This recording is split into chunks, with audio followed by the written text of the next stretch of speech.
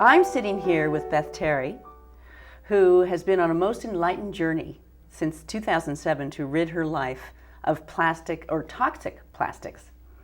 And she has a robust website with lots of resources and a great blog, and she's the author of Plastic Free: How I Kicked the Plastic Habit and How You Can Too. So a practical guide to ridding your life and the planet of plastic. So Beth, tell me your epiphany story. How did this start for you that got you from being an accountant for business to counting plastic items and pounds of plastic? And did you know you were a writer and a public speaker before this calling came to you? No, I had no idea. And I'm actually still an accountant. Oh, Yeah, so I was like the average American. 5 years ago, I was taking double plastic bags at the grocery store and drinking bottled water and throwing the bottles in the trash. And I actually lived on frozen convenience meals, microwavable meals in plastic containers and energy bars in plastic wrappers. And I sort of considered myself to be an environmentalist, but that my actions were not matching my beliefs. And then one night, sitting at my computer, I was browsing the internet, and I stumbled across an article about the plastic pollution problem in the ocean. And 5 years ago, this was not something I'd ever heard of. What shocked me was a photo I saw of a dead albatross chick on Midway Island, which is halfway between the United States and Japan. The chick's body was just completely full of everyday plastic pieces, like bottle caps, things that I was using on a daily basis. And that was shocking, but what was even more shocking was to learn that this island is just completely strewn with similar carcasses of baby birds, because the mother birds are flying out across the ocean to gather food for the chicks and mistaking plastic for food and bringing plastic back and feeding it to them. And they're just dying with their stomachs full of plastic. So that was the very first moment that I made this direct connection between my personal actions and impact on creatures that I hadn't even previously known existed. So I cried for a little bit. It's a sad story. And then I decided just to see what I could do. I wondered what it would be like to try to live without acquiring any new plastic. I just didn't know if it was possible, and I thought it would be a fun thing to try. And I also wondered what my personal plastic footprint was. So I decided to start collecting all my plastic trash, and I set up a bag under my kitchen table, and I would just start putting all my plastic trash in there. I made a website, which is now called myplasticfreelife.com, and I would put pictures of my plastic trash and tally it up. And because I'm an accountant, I made a spreadsheet of it. Plastic spreadsheet. And I was really just doing this for myself. I had no idea that it would become so popular and that other people would be interested in my blog and in the ways that I had found to reduce my plastic consumption. But it's a growing movement of people. So in that first month and first 6 months, my plastic waste was huge because I was using up the things that I had already acquired. I didn't go through my house and ditch everything that I already had. I just used things up and would replace them with plastic-free alternatives. So I had huge amounts of plastic. And I brought my plastic from last year to show you. Oh my goodness. Wait a minute, this is 1 year's worth? This is 1 year's worth. How can that be? now I want to say, so when I knew that I was going to be doing this interview, I started collecting just 1 week's worth of plastic, which unfortunately I forgot to bring, but it was this size for 1 week. This is pretty compact. I mean, feel it. I bet you didn't have No, that's that. not very heavy. Yeah, it's 2 pounds, actually. Oh, really? Yeah, which is what the average American generates at home in a year. In a year? Yeah, about 2% of that. And this is both recyclable and non-recyclable plastic. So, for example, there's these bottles of cat food supplement in here that we use for our cats and things like that. Well, let's just leave this right here. Okay. So we can... So it's things that I either couldn't avoid or acquired accidentally. And I'm still doing it. I'm still collecting my plastic just to sort of keep myself on track. Oh my goodness, it's inspiring. But I also saw the video from your website the other day, and we're going to play it now for our viewers. And this is some sort of confession, isn't it? Let's watch it. Yeah.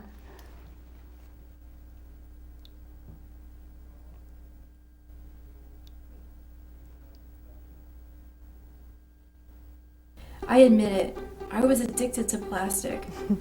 I took double plastic bags at the grocery store every time I went.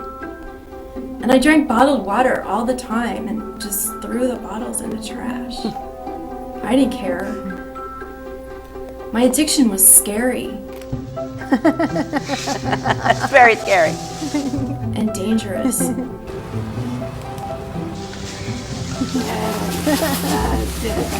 But then I found out that it was dangerous not just to me, but to animals. Sea animals and birds that eat plastic, and it kills them. And then I found out that plastic never really goes away. It just breaks down into tiny pieces, but it stays around forever. I want to help you kick your addiction too. So I created a website called myplasticfreelife.com. It's got tons of solutions and ideas for going plastic free.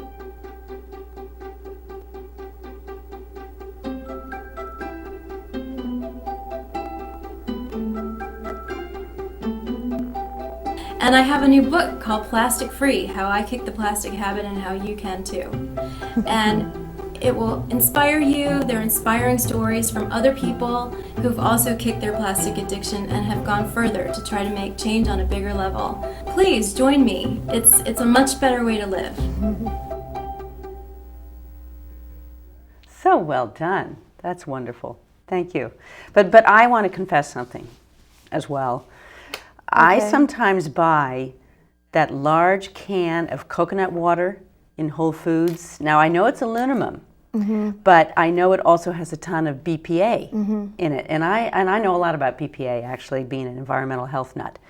But so tell me a little bit, how is BPA plastic? This is confusing to me. I read about it in your book. And so a little history on plastic and the chemicals, and how is plastic made? So plastic is based on carbon. And plastic is a polymer, and what that means is it's lots of tiny molecules all strung together to make one huge molecule. And the molecules are so big, and plastic is so new, plastic has only been around for the last 100 years or so, that no microbe has evolved in order to be able to eat that, which is why plastic doesn't biodegrade. BPA, bisphenol A, is just one of the additives that can be in plastic. BPA is found in polycarbonate plastic, which is hard plastic with a number 7 on the bottom, although 7 can also be other types of plastics as well. As you mentioned, bisphenol A is also found in the linings of all metal food cans, except for just a handful. There are a few companies that are trying to find BPA-free alternatives. Those cans have to be lined with something so that they don't corrode. Right. We're not actually sure if the alternatives they're finding, though, are entirely safe either. So that's an issue. So we know that the baby bottles now, we still have plastic baby bottles, but they no longer have BPA in them. Yeah, so here's the thing about that. If you go to any store now, you'll see lots and lots of plastic products that are labeled as BPA free. Just because it's BPA free, though, all that tells you is that it doesn't have BPA in it. It doesn't tell you what it does have in it. When you look at the number on the bottom of a plastic container, that number tells you what type of plastic, what the polymer is. Polymer. But it doesn't tell you what other additives have been put in that plastic to affect all types of qualities like the stability, the strength, the softness, the slipperiness, the antibacterial properties. You know, antibacterial chemicals are often added to plastics. Heavy metals are sometimes added to plastics, PVC, for example. Flame retardants are sometimes added to various plastic products. So the problem is that we don't get to necessarily know what those chemicals are because manufacturers aren't required to disclose them. They keep their recipes secret for proprietary reasons. And there was a study done testing various kinds of water bottles. Some had BPA in them and some didn't have BPA. And all of them were found to have estrogenic activity, which means they mimic the hormone estrogen in the body. And so they're affecting many different systems in our bodies that hormones affect. So we can't really necessarily know that any plastic is safe because we don't know what's in it. And also because in this country, we don't follow the precautionary principle. We wait to see if something is harmful before trying to get it taken off the market, instead of ensuring that it's safe before it goes on the market. Which makes us some kind of guinea pigs for experimental lab animals. Yeah. In some way, good grief. Yeah, it's sad. I mean, we are actually using ourselves as guinea pigs. Yeah, just to see whether it's working out. Yeah. So it's a large message that there's a lot of plastic everywhere. So how do we live without being like you and obsessed and counting all the plastic? And, you know, are we ruining our world and are we guilty because we're not living like you are? Well, one thing that I try to stress on my blog and all throughout my book is that by showing things like this, which looks very extreme, I'm not trying to suggest that everyone should be as extreme as I am and count every tiny little bit of plastic and obsess about that, because I think we need change on a much bigger level. You know, we need to get companies to change and offer healthier products, and we need legislation passed to make sure chemicals are safe and to ban plastic bags, for example, and other kinds of single-use disposables. And if we're so focused on our own individual lives, we're going to maybe forget the bigger picture. But so the reason that I do this is because I think that starting with ourselves is a really good way to get started and to figure out just how prevalent plastic is and to learn to be mindful about our choices. And so I created the website and the book to let people know how many different alternatives and choices they actually have, and to give step-by-step instructions for how to get started. But, you know, it's taken me 5 years to get to where I am. And I don't think people should try to do this all at once. Yeah, it's a large, but it's important to take the step. But it looks like, do we have too much stuff? I mean, are we buying too much stuff? I mean, why do we need all this stuff in our lives? And when I read through your book, I see that, you know, it's quite a life change for you. And in fact, you're probably too young to remember, but from the 1960s, from The Graduate. Yeah. Did you see that movie? I have seen it. Yeah, she's seen it. Anyway, a great scene is, I just want to say one word to you, Benjamin. Plastics. Yeah. It's the future. So, and it was right, wasn't it? It was right. Very predictive. Oh my goodness! Yeah. It certainly appears to be, because I started collecting this stuff, and it's everywhere in everything. Yeah. But how do we disentangle ourselves, therefore, from the economic aspects of this and the jobs that we need, et cetera? Yeah. This is a major part of our culture and our economy now. It has become that. This is a complicated question, but for me. One thing that's been really helpful and really important is just to reduce my consumption of stuff from the start. So something that I feel is really important is, even though this is a book and my project is about reducing plastic, I'm not advocating switching one disposable material for another disposable material.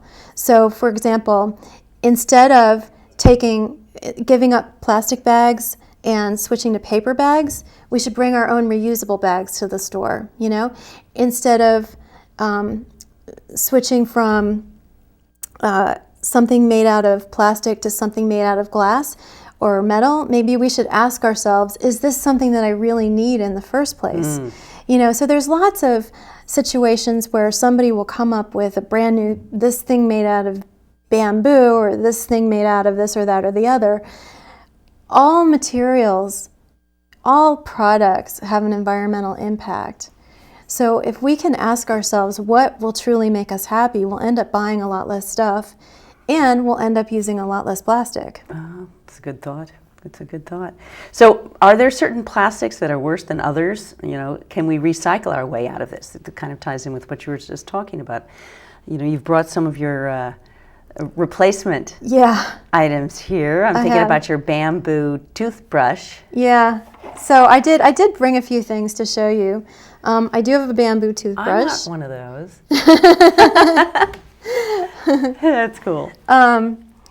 I carry a set of reusable utensils with me wherever I go. I have bamboo ones that I carry with me. Yeah, so I have bamboo ones, and I even have a glass drinking straw. Yes, no, I was wondering about that.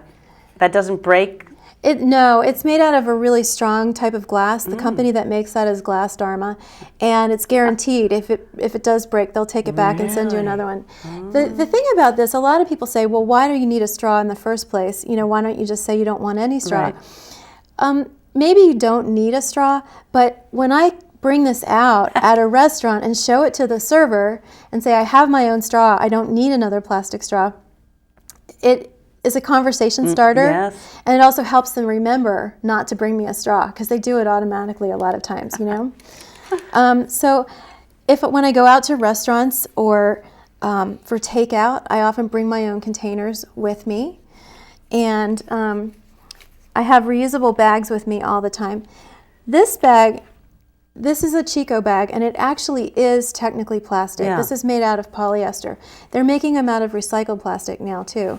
But the reason that I make an exception for this is because it folds up so small that I can put a couple of these in my purse, and I'm never without a reusable bag. Right. So it's reusable. So it's reusable, and I've had this one for several years, and I can put it in the washing machine, and it never, it doesn't wear out. Oh, in the washing machine. Yeah, I have one as well. Yeah, and that's something that I say in my book too, is that people should remember to wash their reusable bags. The plastic bag industry has this big thing to do about how there's bacteria in reusable bags and how they're not You know what? There's bacteria everywhere, and we wash our clothes, and we should just wash our reusable bags. That's a good thought. Good thought. Now, what about the cosmetics? I love that. Well, this. That. Okay, so and I can show you the cosmetics. No, too. this is good. I think just okay. So this is my deodorant. This is just a regular metal tea tin. I keep it in my underwear drawer, but you can keep it anywhere you want. And inside is just plain baking soda, and I add to it a couple of drops of tea tree oil, because tea tree oil smells good, and it's antibacterial and antifungal. And so after I take a shower, just a couple drops and then shake it up. And then after I take a shower, I just take this cotton round and put it on under my arms.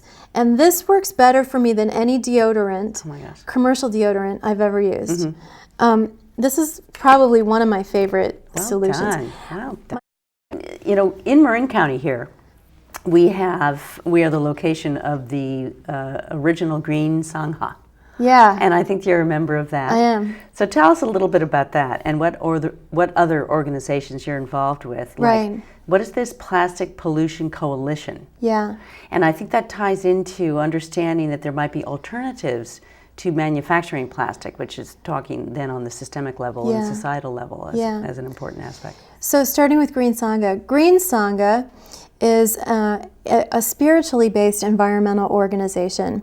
We have meetings once a month. There's a meeting in the East Bay. There's a meeting in Marin. There's one, I believe, in Sonoma.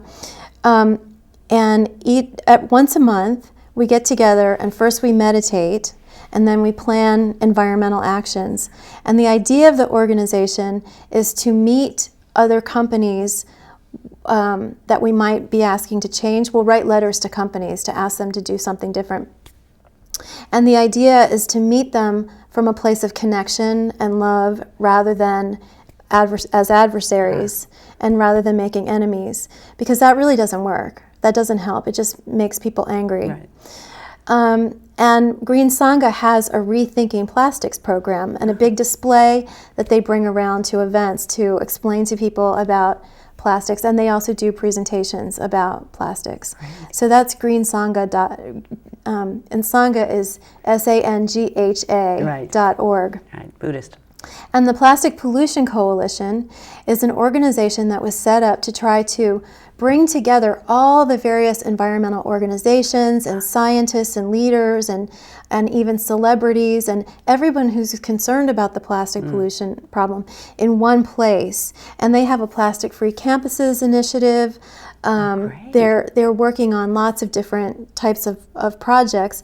And as far as I know, it's the only organization that's devoted solely to the plastic pollution problem and nothing else. You know, lots of other environmental organizations have plastic as part of their initiative, and Plastic Pollution Coalition is all about plastic. Oh, that's wonderful.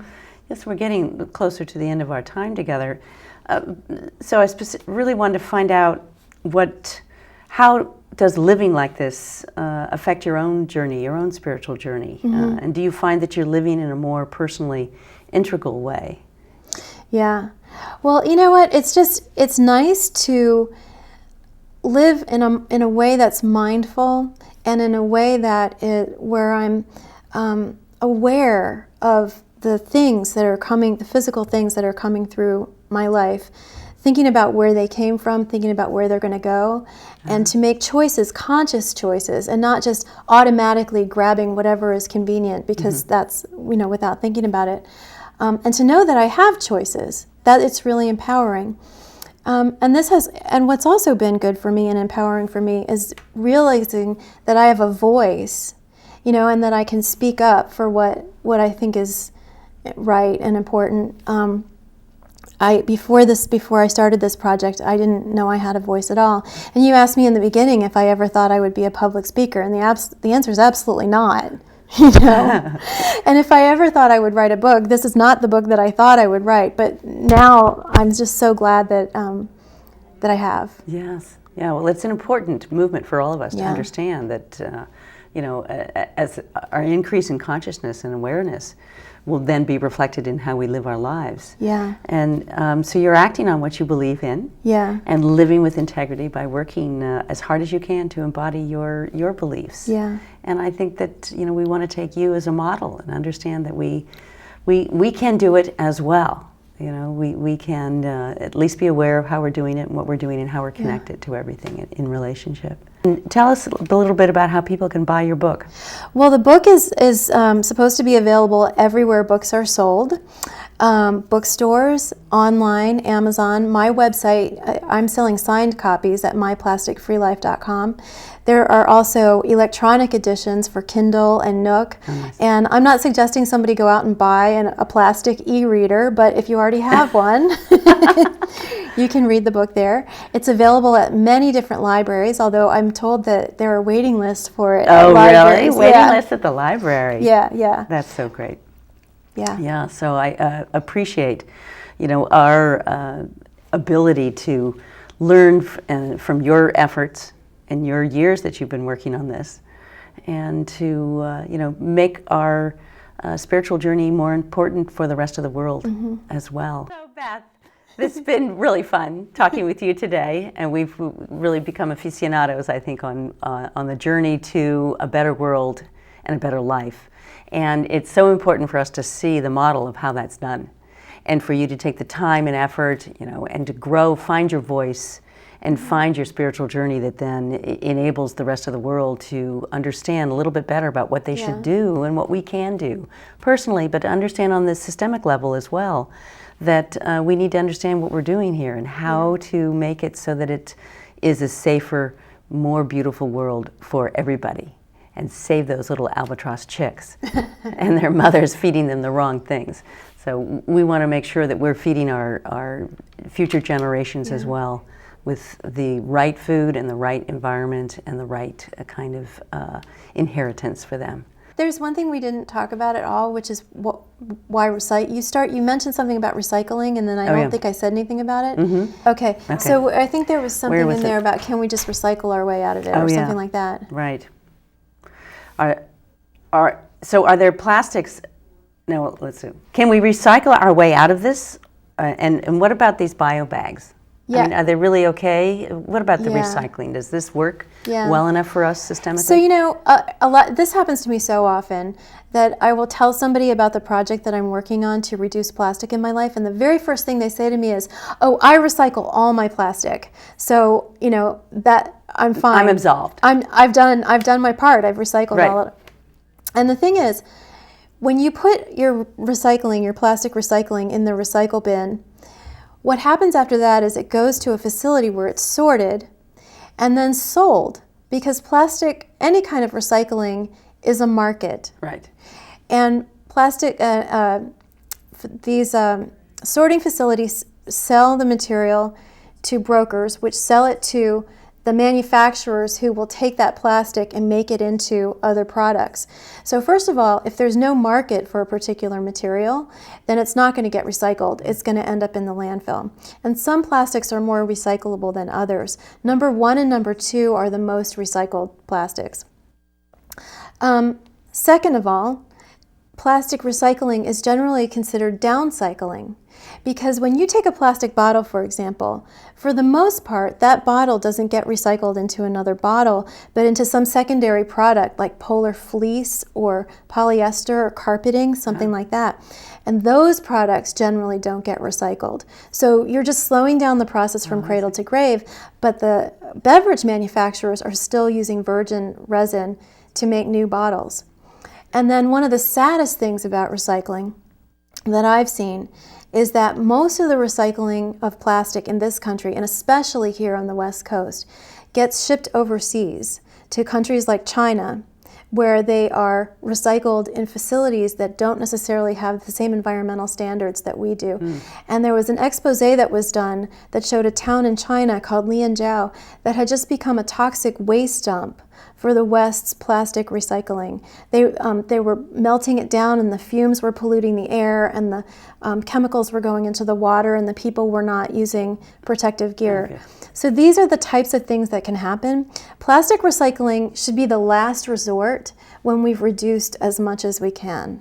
So we should either reduce entirely what is being produced, Yeah. or find alternatives to plastic. Right, and you asked about the bio bags. Bio bags are made from plants, but not all bio-based plastics will actually break down in a compost facility, and some of them aren't even allowed because in certified organic compost, we're not allowed to have synthetics, which is what bioplastics are. Oh, that's good.